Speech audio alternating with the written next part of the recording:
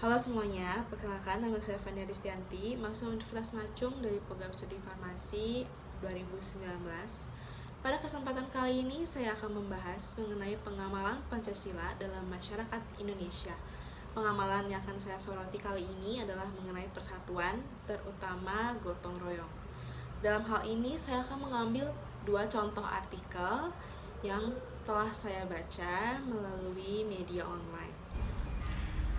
Pada artikel pertama yang saya baca yaitu berjudul Babin Kamtipmas Gotong Royong Bersama Warga Perbaiki Jembatan Penghubung Antar Desa yang dipublikasikan oleh tribunpontianak.co.id.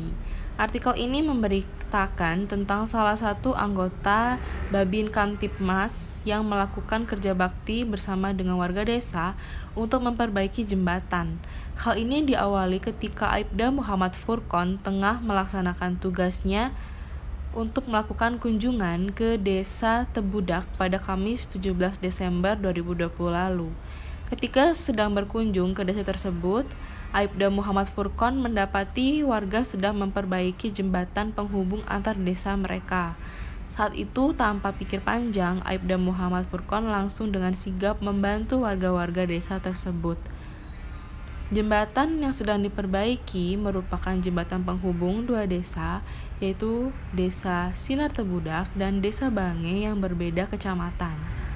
Tidak hanya sekedar memperbaiki jembatan, namun kerja bakti antara warga desa dan Aibda Muhammad Furqon ini juga melakukan pembersihan terhadap parit, mengingat musim penghujan akan segera tiba dan dikhawatirkan air dari parit akan menggenangi jembatan apabila tidak dibersihkan, sehingga menyebabkan akses jembatan tersebut terhambat.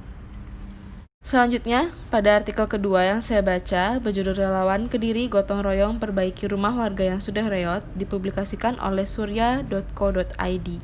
Pada artikel ini diberitakan seorang warga Kuangkalan, Kelurahan Tempurjo, Kecamatan Pesantren, Kota Kediri, bernama Nur Haryatun, berusia 60 tahun yang rumahnya sudah reot. Nur Haryatun adalah seorang pekerja seni jaranan di desanya. Namun karena pandemi COVID-19, di mana kegiatan kesenian yang membuat orang berkerumun dilarang, telah mengakibatkan Nur Haryatun kehilangan penghasilannya dari kegiatan seni jaranan ini. Karena tidak lagi berpenghasilan, keluarga Nur Haryatun tidak mampu memperbaiki rumah mereka yang sudah rusak berat dan atapnya banyak yang bocor. Melihat hal ini, relawan dari komunitas Wong Wong Ngadiluwih dan Dewan Kesehatan Masyarakat atau DKM Kota Kediri berinisiatif untuk membantu keluarga ini untuk memperbaiki rumah mereka. Kini setelah diperbaiki, rumah keluarga Nur Haryatun sudah lebih layak huni. Atap yang semula bocor kini sudah tidak lagi bocor.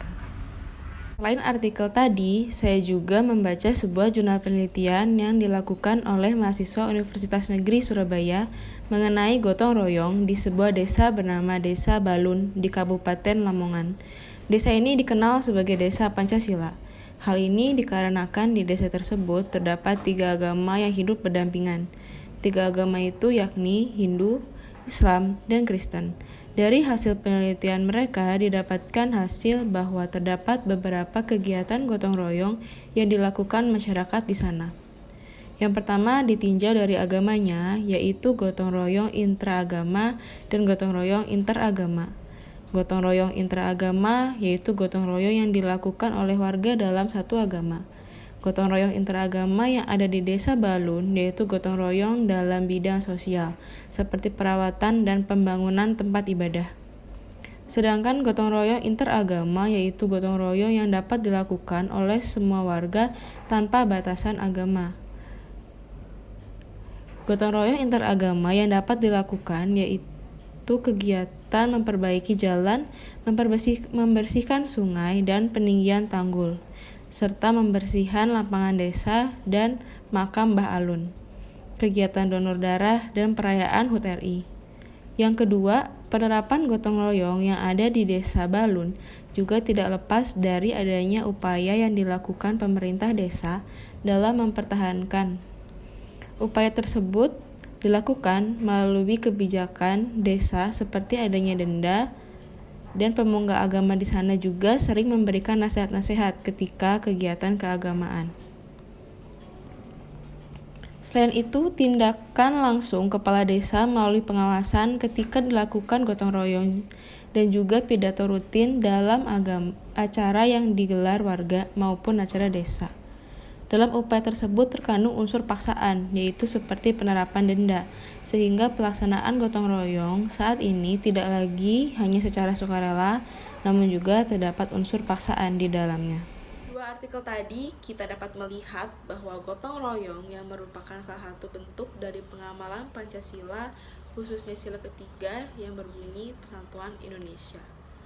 Untuk mencapai suatu persatuan diperlukan adanya pengorbanan dan sikap peduli serta rasa toleransi.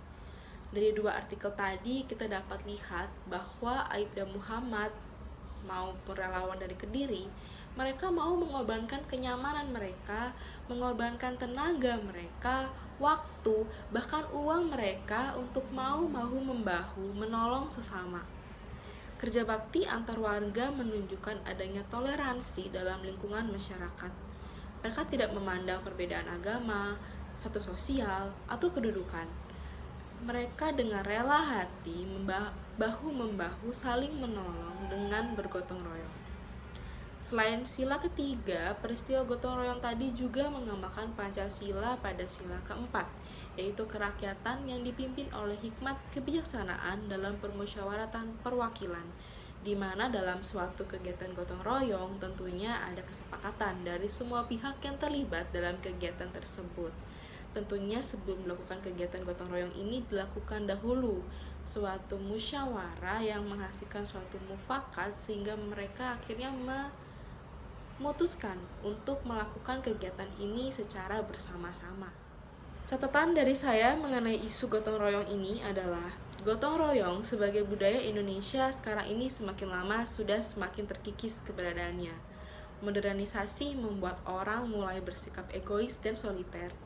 Namun dengan melihat peristiwa tadi dapat menyadarkan kita bahwa gotong royong masih menunjukkan eksistensinya di Indonesia. Besar harapan saya agar di Indonesia semakin banyak kegiatan gotong royong yang dilakukan masyarakat Indonesia dan gotong royong dapat kembali membudaya di Indonesia. Sekian dari saya, terima kasih dan salam Pancasila.